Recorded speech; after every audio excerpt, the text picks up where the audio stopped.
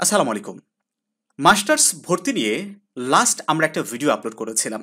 Video topic ছিল মাস্টার্সের ভর্তি বিজ্ঞপ্তি কবে প্রকাশ হবে এবং বর্তমানে মাস্টার্স কমপ্লিট করতে কত বছরের মতো সময় লাগে। শিক্ষার্থী বন্ধুরা, সেই ভিডিওর কমেন্ট বক্সে তোমাদের মধ্যে অসংখ্য স্টুডেন্ট একটা কমেন্ট বারবারই করেছে, সেটা হচ্ছে যে মাস্টার্সে ভর্তি হতে কি কি ডকুমেন্টস লাগে। আজকের ভিডিওতে সংক্ষেপে এই বিষয়টি তোমাদেরকে জানিয়ে দেব, যেন তোমরা আগে থেকেই এই ডকুমেন্টগুলো সংগ্রহ করে রাখতে পারো।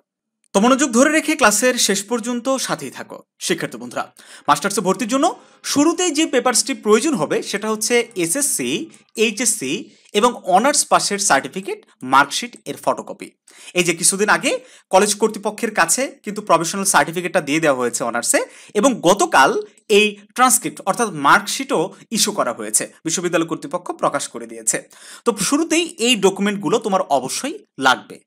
তারপরে প্রয়োজন হবে অনার্সের রেজিস্ট্রেশন কার্ডের ফটোকপি। তোমার ফার্স্ট ইয়ারে যে রেজিস্ট্রেশন কার্ডটা দিয়েছিল সেটার অবশ্যই ফটোকপি কিন্তু লাগতে পারে। এখন কত কপি এই ডকুমেন্টসগুলো লাগবে সেটা ডিপেন্ড করবে তোমার কলেজ কর্তৃপক্ষের উপর। কোনো কলেজ কর্তৃপক্ষ এক কপি নেয়, কোনো কলেজ কর্তৃপক্ষ 2 কপি নেয়। সো তুমি 2 কপি করে নিয়ে যাবা।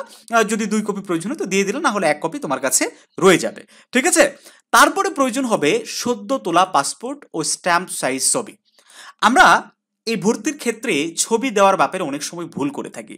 আমরা করি কি, অনেক আগে ছবি তোলা আছে, সেই ছবি মানে গুলাই আমরা ভর্তির সময় ব্যবহার করি, কিন্তু এটা মোটেও করা যাবে না। একবারে রিসেন্ট তোলা, মানে যেই সময় তুমি ভর্তি হবা প্রয়োজনে সেই দিনে তুমি ছবি তুলে এই ছবিটা ব্যবহার করবা, তাহলে সব ক্ষেত্রেই তোমার জন্য সুবিধা হবে। ঠিক আছে। তারপরে প্রয়োজন হবে জন্ম নিবন্ধন অথবা ভোটার আইডি কার্ডের ফটোকপি। যাদের ভোটার আইডি কার্ড আছে তারা ভোটার আইডি কার্ডের ফটোকপি দিবা।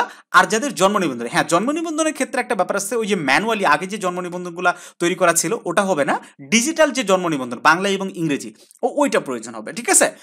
তো সেই সাথে প্রত্যেকটা কাগজ কিন্তু সত্যায়িত থাকতে হবে। সত্যায়িত ছাড়া কোনো কাগজই কলেজ কর্তৃপক্ষ অ্যাকসেপ্ট করবে না। ঠিক আছে।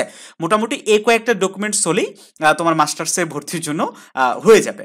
এখন কত টাকা প্রয়োজন হবে এটা আসলে কলেজ কর্তৃপক্ষের উপর নির্ভর করে। কোনো কলেজ বেশি টাকা নেয়, কোনো কলেজ কম টাকা নেয়। হ্যাঁ, তো এটা সার্কুলার প্রকাশ হওয়ার পরে জানা যাবে যে অ্যাকচুয়ালি বোর্ডের ফি কত কিংবা কলেজের ফি কত।